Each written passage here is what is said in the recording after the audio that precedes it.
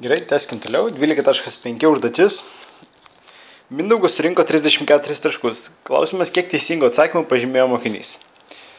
Tai kadangi galimybių skaičius šito uždavinio atsakymų nėra didelis, tai galim paspėlioti.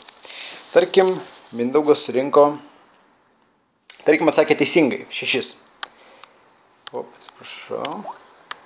Ok, tai 6 atsakė teisingai, reiškia gavo 6 kart 5 taškų, bet jis prarado 4 kart 3, ar ne? Nes po vieną neteisingai dingsta 3 taškai, reiškia 30 taškų minus 12, aha, bus 18, reiškia mažoka. Ok, pamėginkim 8, 8 kart 5 minus 2 kart 3. 8 kart 5 bus 40, 2 kart 3 bus 6, 40 minus 6 bus 34 taškai. Ok, tai reiškia, Mindaugas ir atsakė teisingai 8 užduotis. Taip, 12.6. Visi mokiniai, kurie šiame konkurse surinko teigiamą skaičių taškų, buvo apdovanoti prizais. Skaičiais. Kiek mažiausiai teisingų atsakymų turėjo pažymėti mokinys, kad gautų šį prizą. Vėlgi, galim paspėlioti, kas atsitiks, jeigu mokinys atsakys teisingai į, pavyzdžiui, 3. Tai reiškia, jis surinks 3 kart 5, o praras 7 kart 3. Kas čia gaunas? 15 minus 21. Aha, tai bus minus 6, reiškia, tos dar, jeigu 3 atsakai teisingai, dar negausi prizo.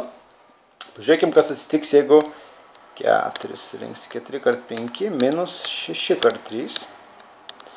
Tai bus 20 minus 18. Aha, surinksi 2 taškus. Reiškia, prizą jau gausi. Tai mažiausiai teisingo atsakymo turi būti 4. Judėkime toliau. Taip, 12.7. Diagramoje lentelėje pateikti 10A ir 10B klasių mokinių šiame konkurse surinkusių teigiamą skaičių taškų apibendrinti rezultatai. Taip, gerai. 7.1. Vienas skaičius lentelėje neįrašytas. Koks skaičius lentelėje neįrašytas? Žiūrim. Aha, 26. Čia yra 26. Mokinių surinktų teigiamų taškų skaičius.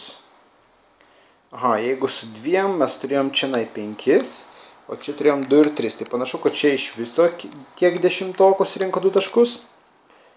Pavyzdžiui, 10 taškų iš viso surinko 30 tokai. Jo, teisingai, nes čia gaunas 3. Ar ne, tai 26 taškus surinko iš viso 20 tokai. 0 iš 10A, reiškia, čia turėtų būti rašytas dvejetas. Tai ką mes ir užrašom į atsakymą 2. Toliau, 7.2.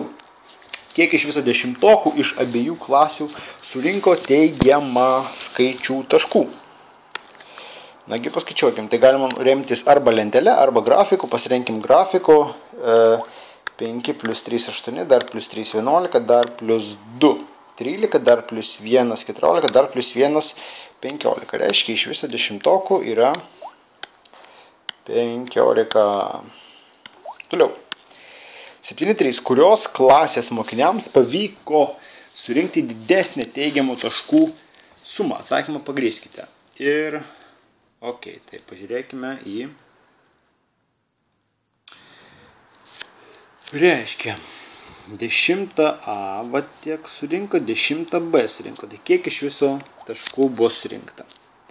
Jeigu 2 mokiniai iš 10A gavo po 2 taškus, tai iš viso jie surinko šitoje vietoje 4. 2 mokiniai surinko po 10 taškų, reiškia, iš viso dar bendrai 20 taškų.